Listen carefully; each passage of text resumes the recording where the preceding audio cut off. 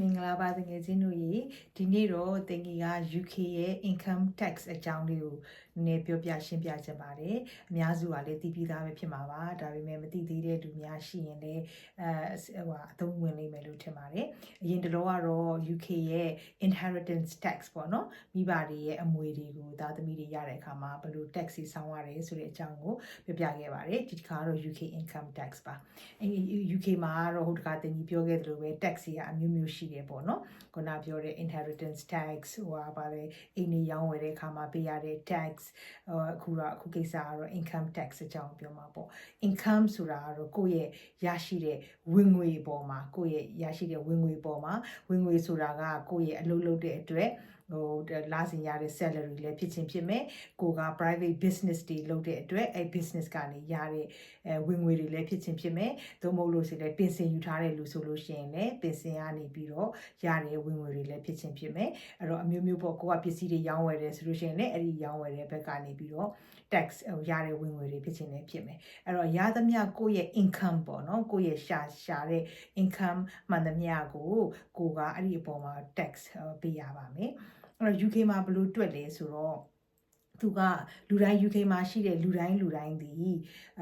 ဒီ personal allowance ဆိုပြီးတော့တစ်နှစ်ကို personal allowance ဆိုပြီးတော့12580ရပါတယ်အဲ့ဒီ personal allowance ကပါလဲဆိုတော့အဲ့ဒီ personal allowance အပေါ်မှာအဲ့ဒီထက်ရတဲ့ income က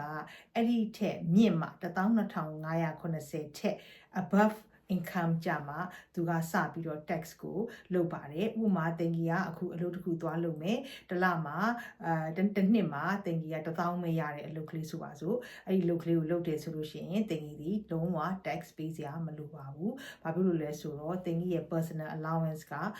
12570အထိကကိုဒီလုံးဝ tax ပေးစရာမလိုပါဘူးအဲ့ဒါကြောင့်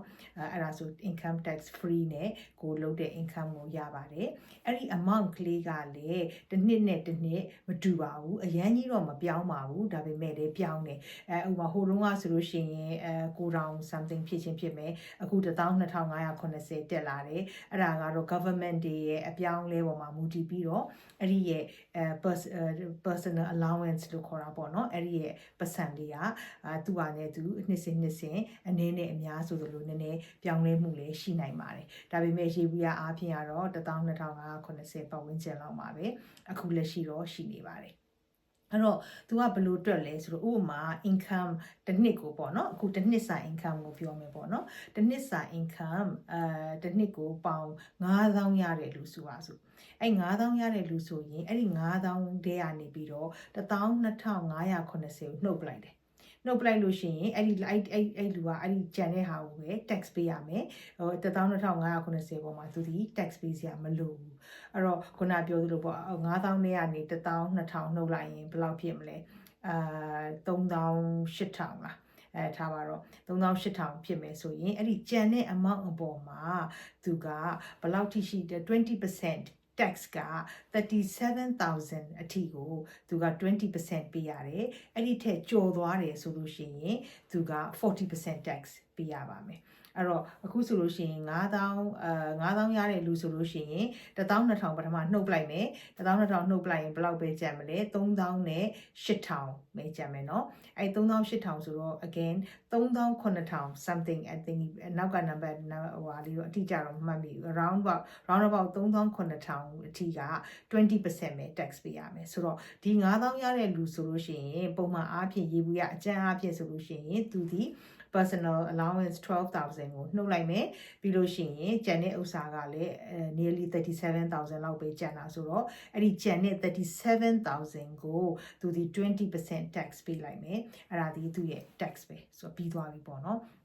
မဟုတ်ဘူးလာကတစ်နှစ်ကို8000ရတယ်လို့ဆိုပါဆို80000 pounds ရတယ်ဆိုလဲ same principle ပဲရတဲ့80000နဲ့ကနေပြီးတော့12570ကိုနှုတ်ပလိုက်ကျန်တဲ့ amount ထဲကနေပြီးတော့တစ်ခါ37000အထိကိုပေးရမယ်20% ပေးရမယ်အဲ့ထက်ကျော်တဲ့ဟာဆိုလို့ရှိရင်40% tax ပေးရမယ်အဲ့တော့40% tax ပေးရတဲ့လူတွေကိုကျတော့ higher tax ပေးရတဲ့လူတွေလို့ခေါ်တာပေါ့နော် ဟုတ်ပြီဝင်ငွေတသိန်းကျော်သွားတဲ့လူကြဘယ်လိုဖြစ်မလဲဆိုဝင်ငွေတသိန်းကျော်သွားတဲ့လူကြတော့တသိန်းရဲ့အထက်တသိန်းနဲ့2000ဆိုပါစို့တစ်လောက်တစ်နှစ်ကိုဝင်ငွေတသိန်းနဲ့2000ပေါင်တသိန်း2000ရတဲ့လူဆိုရင်သူက2000ကျော်သွားပြီအဲ့လိုကြော်သွားတဲ့လူကြတော့သူကဘာဖြစ်မလဲဆိုဟိုးရခဲ့တဲ့ personal allowance ပေါ့နော်ခုနပြောတဲ့12570ကိုသူဒီထိခိုက်တော့မယ်သူဒီအဲ့လောက်မရတော့ဘူးသူကပတ်စံအများကြီးရတဲ့အတွက်သူ personal allowance ကအဲ့လောက်မရှိတော့ဘူးအဲ့တော့တသိန်းထက်ကျော်တဲ့ဟာမှန်သမျှရဲ့ဥမာ2000ကျော်သွားတယ်ဆိုပါစို့2000ဤတဝက်ပေါ့2000ဤတဝက်ဆိုလို့ရှိရင်ဟိုပေါ့1000ပေါ့အဲ့1000ကသူဒီ personal allowance ထဲကနေပြီးတော့1000သူဒီရော့သွားတော့မယ်ဘာလို့လဲဆိုသူဒီသူ့ရဲ့ဟိုတသိန်းကျော်သွားတဲ့အတွက်ပေါ့နော်အဲ့ဒါကြောင့်မလို့ဥမာတသိန်းကနေပြီးတော့9000ပဲကျော်တယ်ဆိုပါစို့တသိန်း9000နဲ့ရတဲ့လူဆိုရင်9000ကြီးတစ်ဝက်ဒီ2500ဆိုတော့ခုန personal allowance က12000နဲ့က2500ကိုနှုတ်လိုက်အဲ့ဒီဟာကျန်တဲ့ဟာကိုပဲသူဒီ personal allowance ရတော့မယ်ကျန်အောင်မရတော့ဘူးအဲ့တော့တသိန်းထက်လာကအများကြီးမြင့်သွားတဲ့လူတွေကအင်္ဂလန်နိုင်ငံမှာဆိုလို့ရှိရင်ပတ်စံများရလေ tax များဟိုပူပေးရလေဆိုပြီးတော့ရှိပါတယ်အဲ့ဒါကတော့အကျဉ်းပြင်းရည်ဘူးရဟိုပါပေါ့ tax ရဲ့သဘောတဘာဝနဲ့အဲ့တော့ကိုလာကရတဲ့လူတွေဆိုလို့ရှိရင်လည်းအဲ့ဒီပုံမှာမူတည်ပြီးတော့ကို tax ကမှန်သလားမှားသလားဆိုတာကိုတွက်ကြည့်လို့ရပါတယ်ပထမဦးဆုံး annual တွက်လိုက်ပေါ့နော်ကိုယ့်ရဲ့ annual salary နဲ့ခုနတင်ကြီးပြောတဲ့တွက်ကိန်းလေးနဲ့တွက်လိုက်ရတဲ့ဥစ္စာပေါ်မှာအဲ့ဒါက after tax ဘယ်လောက်ဖြတ်မလဲငါ့ကိုတစ်နှစ်မှာ tax ဘယ်လောက်ဖြတ်မလဲအဲ့ဒါကို7နှစ်နဲ့စားလိုက်ပေါ့နော်အဲ့ဒါဆိုရင် monthly tax ကိုသိတာပေါ့နော်အဲ့လိုသိပါတယ်အခုခေတ်ကတော့ဟို tools တွေလည်းရှိပါတယ်ကိုဘယ်လောက် tax ဖြတ်မယ်ဆိုတဲ့ဟာတွေကိုတွက်နိုင်ချက်နိုင်တဲ့ tools တွေလည်းရှိပါတယ်ဒါပေမဲ့ကိုက background information ကိုနားလည်ထားရင်သူတို့ calculate လုပ်တဲ့အခါမှာလည်းဘယ်လို calculate လုပ်လဲဆိုတာကိုသိတာပေါ့နော်နောက်ပြီးတော့ဥမာအဲ့ဒီသူကအဲ့တော့ tax code ဆိုတဲ့အကြောင်းလေးပြောချင်ပါတယ်တခါတင်တို့တွေလာကရတဲ့အခါမှာ pay slip မှာ tax code ဆိုပြီးတော့ရှိတယ်အဲ့ tax code ကဘယ်လိုတွက်ထားရလဲဆိုတော့ခုနတင်ကြီးပြောတဲ့လူတစ်ယောက်က personal allowance ရတယ်12580အဲ့ဒါဆိုရင်သူက tax code ကများသောအားဖြင့်1257ဆိုပြီးတော့သူအဲ့ဒီ code မှာအနောက်ကတခါလေး character လေးပါတယ် L or ဘာ C or တခုခုပေါ့နော်အဲ့ဒီဟာလေးတွေကလည်းအဲ့ဒီ tax code ရဲ့ညီညွတ်တဲ့ဘယ် category လဲဆိုတာကိုသူပြောတာပေါ့နော်အဲ့တော့ပုံမှန်အားဖြင့်ကတော့ဥမာ1257ဆိုလို့ရှိရင်ကိုဒီရတဲ့လကတွေကခုန personal allowance ကိုဖြတ်မယ်ဖြတ်ပြီးရင်ခုန ratio တိုင်းပဲ tax ကိုဖြတ်သွားမယ်37000အထိကို 20% အဲ့ဒီထက်ကျော်လာပြီဆိုလို့ရှိရင်ကိုက 40% tax ဖြတ်ခံရမယ်လို့ပြောတာပါတချို့တွေရဲ့ tax code ကြတော့ဟိုတအား simple မဖြစ်ဘူးအကယ်၍ကိုဒီပြီးခဲ့တဲ့နှစ်ကသူတို့စီက tax သူတို့ကို tax ပေးရတာနည်းပြီးပေးလိုက်တယ်ဆိုပါစို့အကြောင်းကြောင့်ကိုကတခါလေကြာလို့ရှင်ကိုပုံမှန် salary ကနေပြီးတော့ကိုကအပိုလုပ်တာလေးတွေရှိတယ်အများ on call ယူလိုက်တာရှိတယ်ကိုပုံမှန် salary မဟုတ်ဘူးဒါပေမဲ့ကိုကဒီကြားထဲမှာအပိုလေးတွေလုပ်လိုက်တာရှိတယ်အဲ့လိုမျိုးရှိတယ်ဆိုလို့ရှိရင်သူကအဲ့ဒီအပေါ်မှာလည်းဟိုဟာဒီ hospital တွေပဲဖြစ်ဖြစ်ကိုယ့်ရဲ့လုပ်ငန်းတွေကလူတွေကကိုယ့်ရဲ့ employer ပေါ့နော်ကိုယ် tax နဲ့ဖြတ်ပြီးတာဒါပေမဲ့လည်းသူတို့လည်းအတက်နိုင်တဲ့လောက်တော့ဟိုတိကျအောင်တော့ဖြတ်ပေးမယ်လေတခါတလေအတိအကျကြီးတော့မဖြစ်ဘူးပေါ့ဘာဖြစ်လို့လဲဆိုတော့ကိုယ့် income ကပုံမှန်မဟုတ်ဘူးလေတစ်လလေးပို့လုပ်လိုက်တာတို့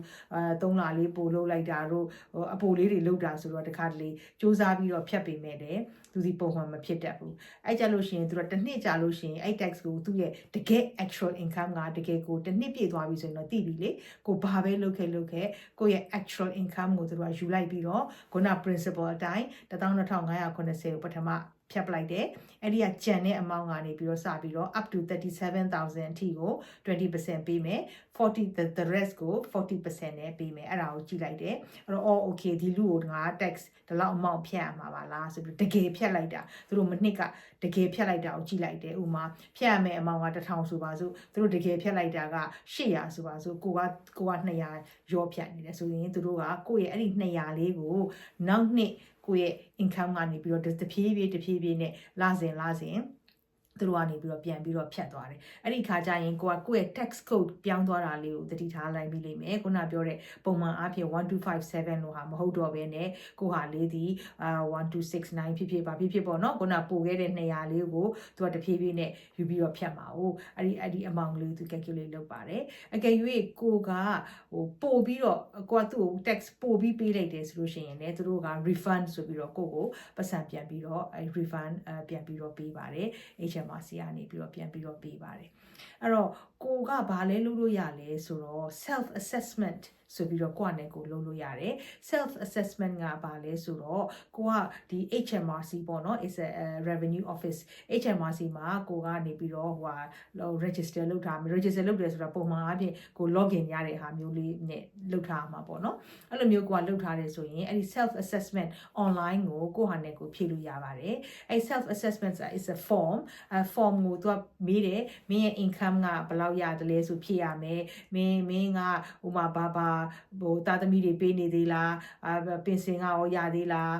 bank interest ရောမင်းရသေးလားသို့မဟုတ်မင်းရဲ့တခြား business တွေက income ရောရှိသေးလားဆိုပြီးသူကရှိသမျှမင်းဘာ income တွေရနေသေးတယ်လဲဆိုတဲ့ဟာမျိုးတွေကိုသူကအကုန်လုံးမေးတာပေါ့နော် form လေးကတော့နည်းနည်းတော့ရှည်တယ်ဒါပေမဲ့များသောအားဖြင့်ကတော့ no တွေပဲဖြေရတာများပါတယ်ကိုတကယ်အတိအကျဖြေရတာကခုနပြောတဲ့ကိုယ့်ရဲ့အဓိက income ကိုဘယ်နေရာနေရတယ်ကိုဘယ်လောက်ရတယ်ဆိုတဲ့ဟာမျိုးတွေပဲဖြေရတာပါ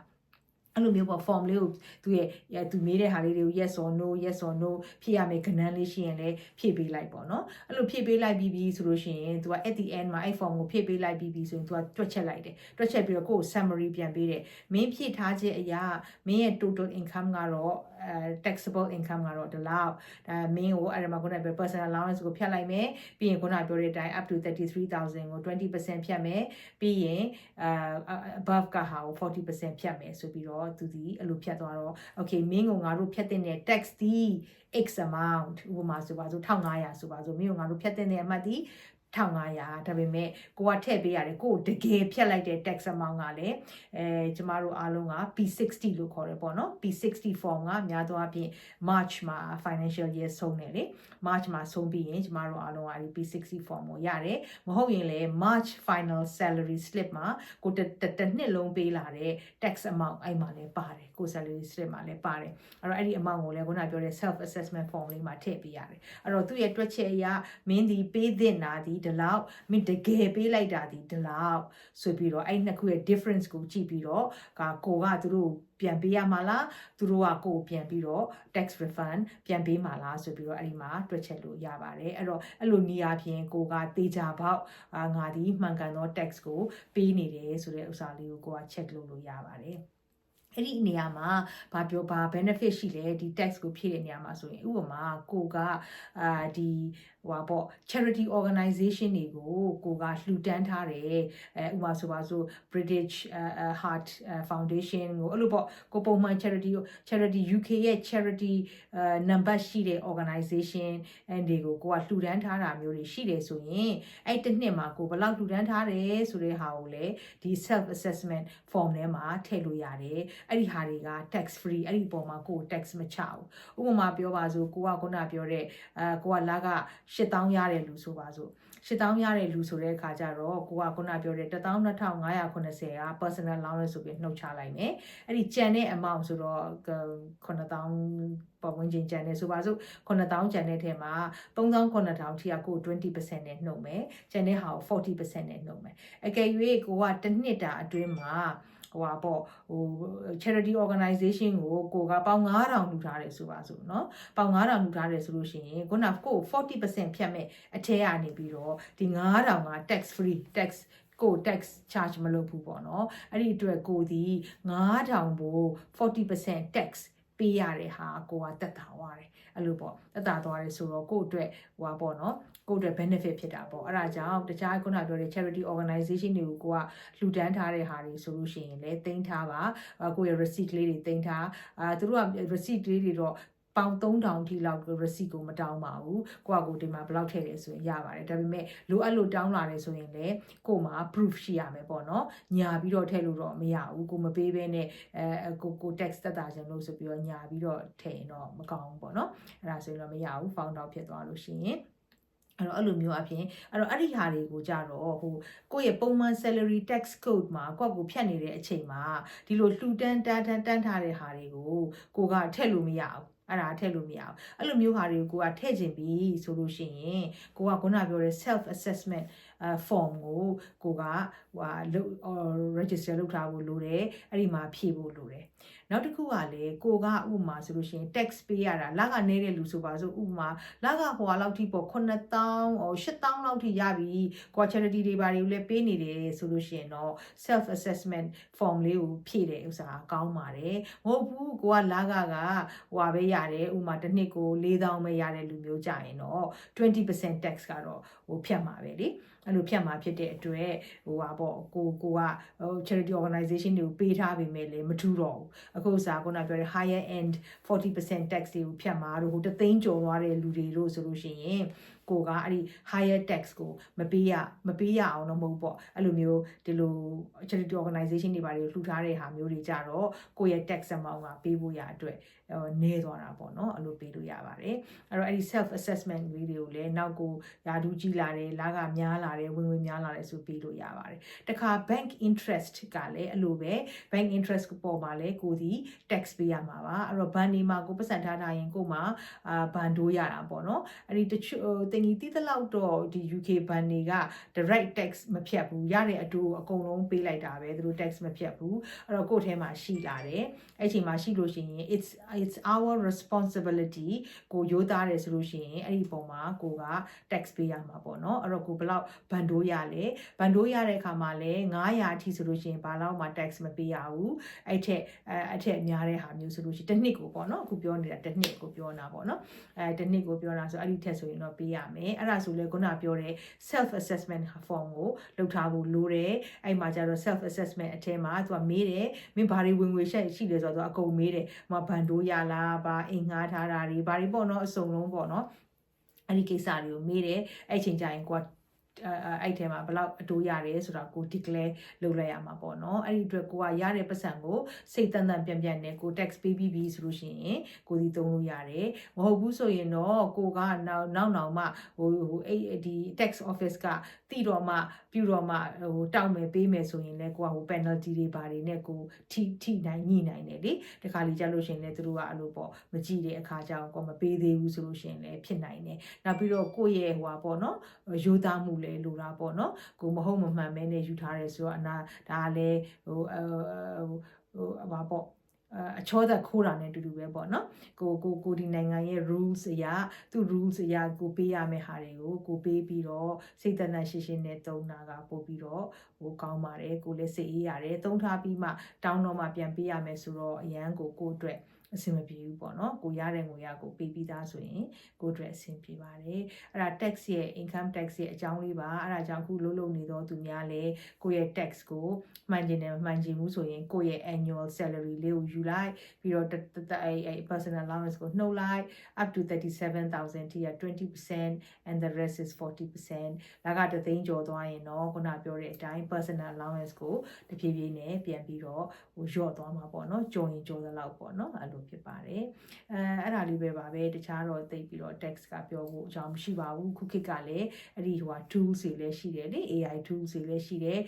calculate tax or if you want to know your net income တချို့ကြတော့လေအလုပ်ကိုခုမှစတယ်ဟာငါဒီလောက် salary ရတယ်ငါဘလောက်ပတ်စံ net income ပေါ့နော်ငါဘလောက်ရမှာလဲဆိုတာသိချင်တယ်ဆိုတော့အဲ့လိုနည်းနဲ့တွက်လို့ရပါတယ်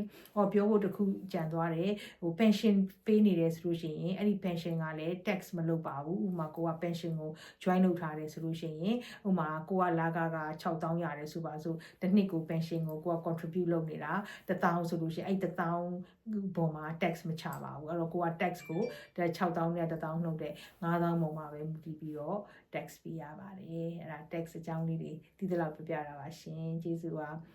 အသုံးဝင်မယ်လို့ထင်ပါတယ်နော် thank you ပါ